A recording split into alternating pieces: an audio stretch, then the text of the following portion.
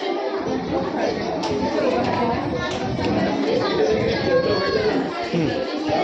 sir, my name is Aryan from class 8. Today my topic is smart city.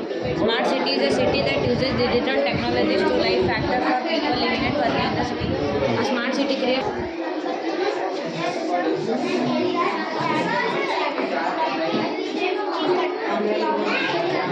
ಬಾಂಬಲೆ ಒಬ್ಬ ಆ ಕಡೆ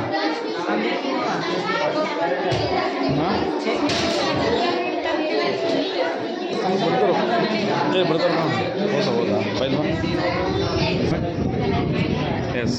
Good morning, sorry, good afternoon, sir. Myself Tenishan from Granite.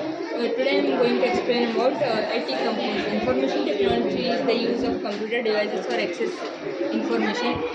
ಹಾಂ ಹಾಂ ಹಾಂ ಹಾಂ